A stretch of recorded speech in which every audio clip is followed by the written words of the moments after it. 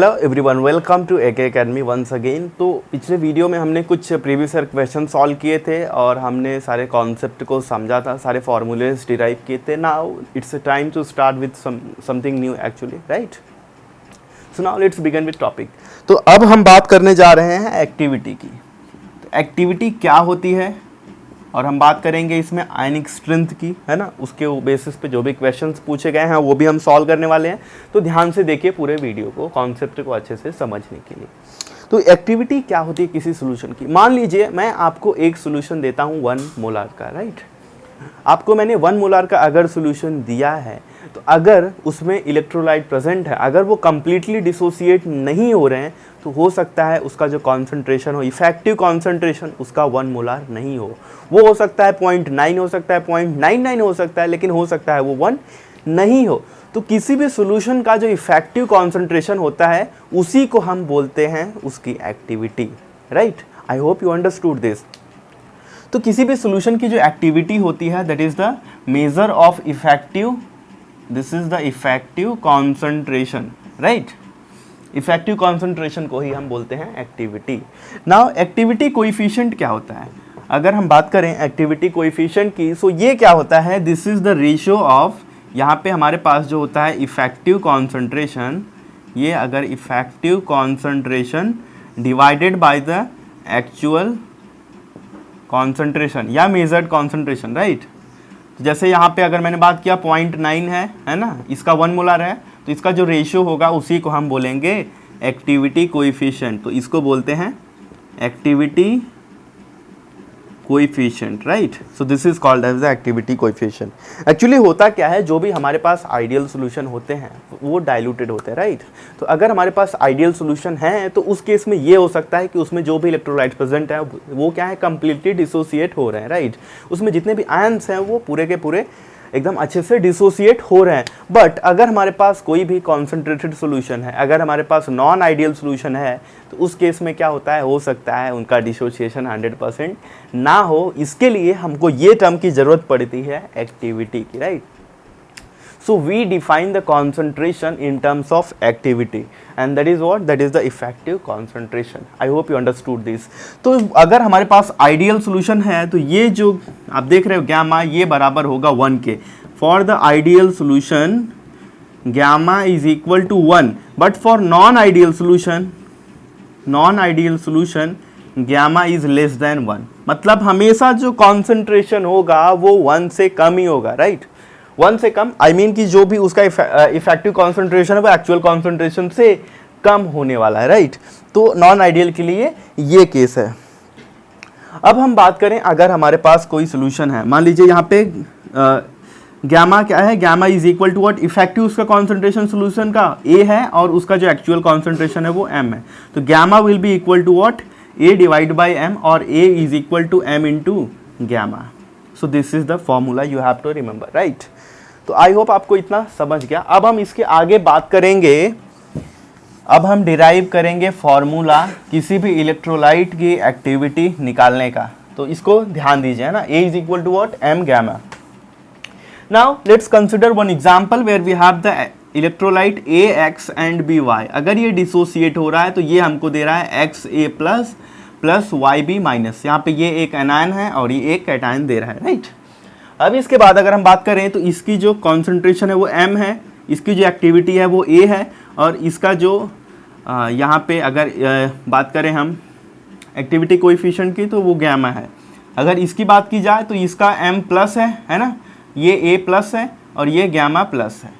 M minus, A minus, gamma minus, जैसे हमने इसके लिए। इसका एक्चुअल कॉन्सेंट्रेशन क्या है, M माइनस, इफेक्टिव कॉन्सेंट्रेशन क्या है, A माइनस, और गैमा क्या है, ये क्या है, एक्टिविटी कोएफिशिएंट। एक चीज़ यहाँ पे ध्यान रखिए कि ये जो M प्लस और M माइनस देख रहे हैं आप, ये क्या है, ये सब मोलार में नहीं है, ये सब किस में है, मोलाल में। किस में है, मोलाल, MOLAL, राइट। These are the molal concentration, right. तो मोलार में नहीं है। अब इसके आगे हम बात करते हैं कि अगर हमारे पास ये इलेक्ट्रोलाइट है तो इसकी जो एक्टिविटी होगी A will be equal to what, A plus raise to X and A minus raise to Y, यही होने वाली है। क्योंकि ये जब डिसोसिएट हो रहा है तो यहाँ पे क्या दे रहा है, x a प्लस दे रहा है ना, और यहाँ पे y a माइनस दे रहा है, तो क्या हो जाएगा a plus raise to x and a minus raise to y। Now let's find out for this one. तो ये क्या है a प्लस, तो a plus is equal to what, m plus gamma plus, और a minus is equal to what, m minus gamma minus, right. लेकिन यहाँ पे अगर बात करें हम, ये जो इसका कॉन्सेंट्रेशन है वो क्या है, m है, और यहाँ पे क्या है, x है ना। तो m प्लस और m प्लस और m में क्या रिलेशन होगा उसको भी समझिए, कि अगर हमारे पास ये m है और ये किस में जा रहा है, m प्लस यहाँ पे हमको मिल रहा है, तो ये m प्लस किसके बराबर होगा, x इंटू m, और ये m माइनस किसके बराबर होगा, y इंटू m, राइट। अब हम इसको इसमें पुट करते हैं, तो ये बन जाएगा a plus will be equal to what, x into m into gamma plus, a minus will be equal to what, y into m into gamma minus. So we got this one. Now let's put all these values over here, right? So a will be equal to what, x into m gamma plus raised to x. ये क्या बन जाएगा, y into m into gamma minus raised to y. So here we will have x raised to x, y raised to y, m raised to x, m raised to y, gamma plus raised to x and gamma minus raised to y. Now ये क्या बन जाएगा, x raised to x, y raise to y into m raise to x plus y, क्योंकि यहाँ पे क्या है, m और m दोनों सेम है, तो हम इनके पावर को ऐड कर सकते हैं। और यहाँ पे अगर गैमा प्लस और गैमा माइनस को एक साथ ले लिया जाए, gamma plus minus, so this will also be become x plus y. So this is the final equation how you can find out the activity of any electrolyte solution, right?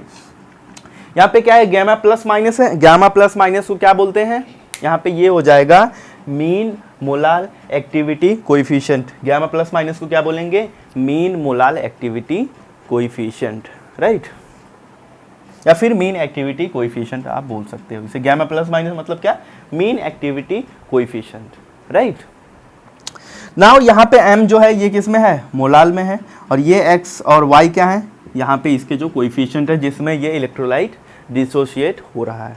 Now let's understand कि अगर हमारे पास different types के electrolyte हैं तो उनकी जो activity है वो कैसे होने वाली है, इसको हम फाइंड आउट करते हैं कुछ एग्जाम्पल की मदद से। अगर हम एक एग्जाम्पल ले, यहाँ पे ध्यान दीजिए, ये फॉर्मूला मैं रखता हूँ और बाकी मैं पूरा यहाँ पे मिटा देता हूँ। अगर यहाँ पे 1:1 हमारे पास है, मान लीजिए हमारे पास कोई एक है ऐसा इलेक्ट्रोलाइट NaCl, अगर ये डिसोसिएट हो रहा है तो Na प्लस Cl माइनस, कुछ इस तरीके से ही होगा। यहाँ पे x की वैल्यू क्या है 1, और यहाँ पे इसकी वैल्यू क्या है, मान लीजिए इसका क्या है, कॉन्सेंट्रेशन m है, तो ये क्या बन जाएगा, यहाँ पे इसकी जो एक्टिविटी होगी वो a will be equal to what, यहाँ पे x रेज टू 1, सॉरी यहाँ पे x रेज टू x है, तो मतलब 1 रेज टू 1, तो ये हो जाएगा 1 रेज टू 1, y भी 1 है तो 1 raise to 1 into m raise to what, x plus y है, तो यहाँ पे 1 and 1 है, so this is 1 plus 1 and gamma plus minus raised to what, 1 plus 1. So this will be equal to what, m square gamma plus minus square, right?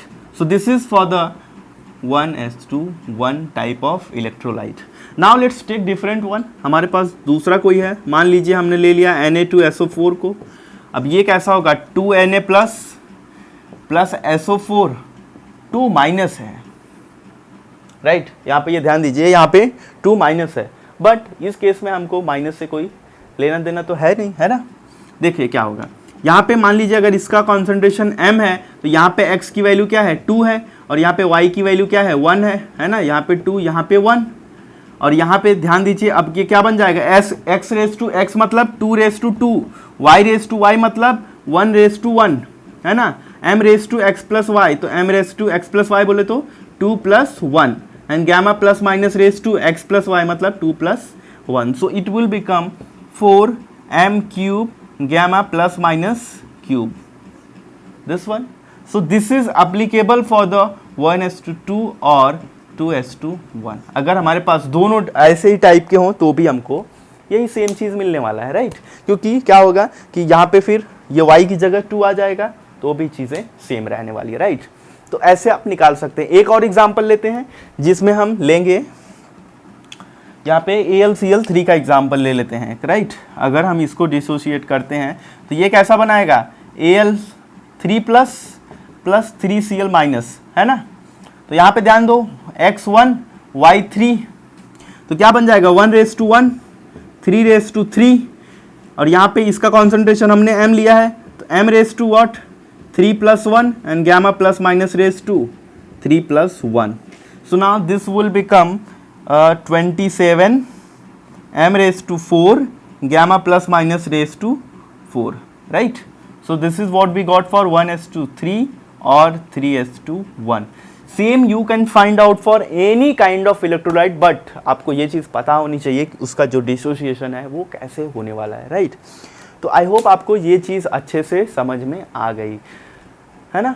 अब आप समझ चुके activity क्या है, आपने ये भी देखा कि हम मीन एक्टिविटी कोएफिशिएंट कैसे निकालते हैं। ये हमारे पास मीन एक्टिविटी कोएफिशिएंट है, राइट? इसकी बहुत ज़रूरत पड़ने वाली है अभी और आगे।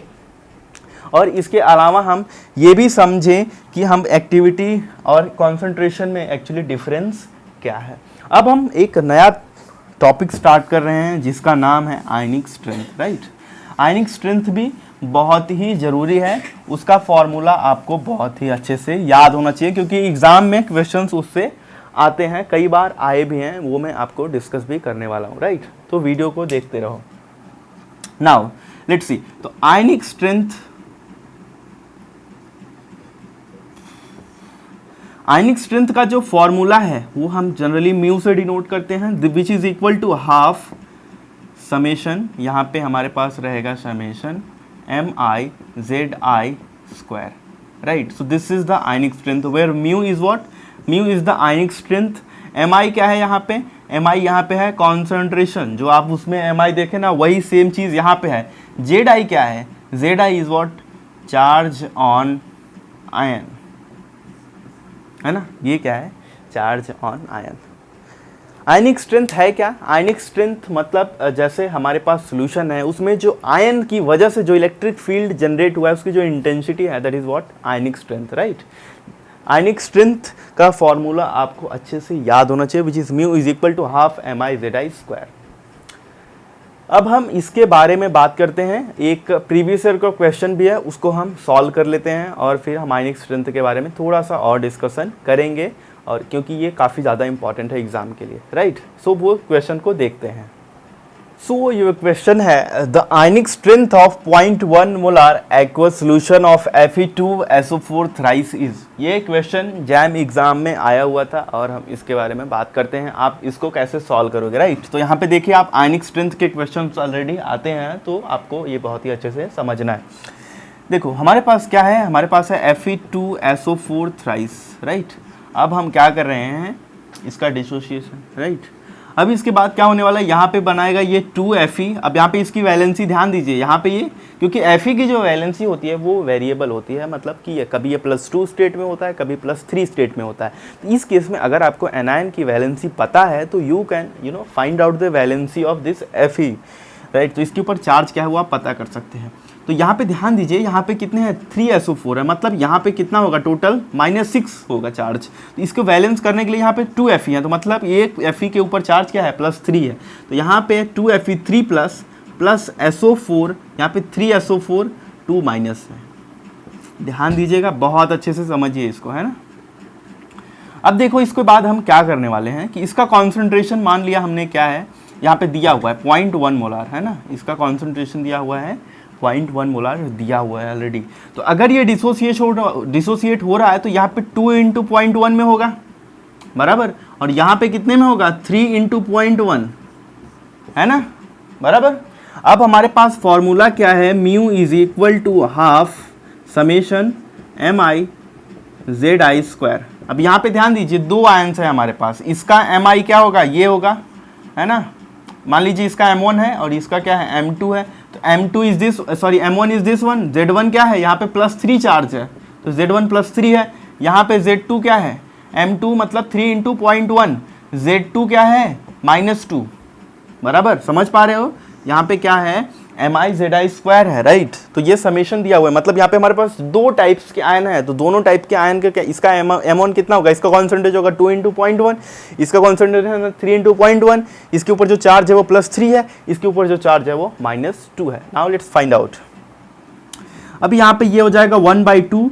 अब यहाँ पे ये हो जाएगा m1z1 square plus m2z2 square, क्योंकि हमारे पास दो ही टाइप के आयंस है। अगर और भी ज़्यादा होते तो और भी ज़्यादा को हम कंबाइन करते, राइट। अब इसके बाद क्या होगा, 1/2 mi/zi स्क्वायर m2z2 स्क्वायर, वर्स आपको वैल्यूज़ को पुट कर देना है। तो 2 × 0.1 मतलब 0.2, zi स्क्वायर मतलब 3 का स्क्वायर, प्लस यहाँ पे m2 क्या है 3 × 0.1, तो ये बन जाएगा 0.3 × -2 का स्क्वायर। यहाँ पे ये चीज़ बहुत अच्छे से समझना, काफ़ी लोग गलतियाँ कर देते हैं कि यहाँ पे -2 है तो यहाँ पे भी माइनस साइन लिख देते हैं, राइट। तो इससे बहुत प्रॉब्लम हो जाती है, क्योंकि आपका जो ऐड होना है वो एक्चुअली सब्सट्रैक्ट हो जाएगा, क्योंकि ये माइनस है उसका स्क्वायर आप कर रहे हो, तो जब माइनस का स्क्वायर करते हो वो तो प्लस बन जाता है। तो इसका अगर आप स्क्वायर करोगे तो ये देखिए क्या मिलेगा, 1/2, यहाँ पे 0.2 इंटू यहाँ पे ये 9 हो जाएगा, प्लस 0.3 इंटू ये कितना हो जाएगा 4, so which will be equal to 1/2, यहाँ पे 9 इंटू 0.2 मतलब क्या हो जाएगा 1.8, प्लस यहाँ पे ये 4 इंटू 0.3 मतलब 1.2, so this is equal to what 1.8 and 1.2 is equal to 3/2 which is equal to 1.5, है ना। 1.5 molar is the correct answer. So you have been given the answer 0.1, 0.6, 1.3 and 1.4, so this is the correct answer. Got it? So now this is the way how you should solve the question. तो ये एक question था आपके लिए जो कि आयनिक strength पे jam में पूछा गया था, राइट। अब हम एक क्वेश्चन और ले लेते हैं, उसको हम समझते हैं, राइट, जो कि जैम का नहीं है बट फिर भी हम इसको समझते हैं एक दूसरा एग्जाम्पल लेके।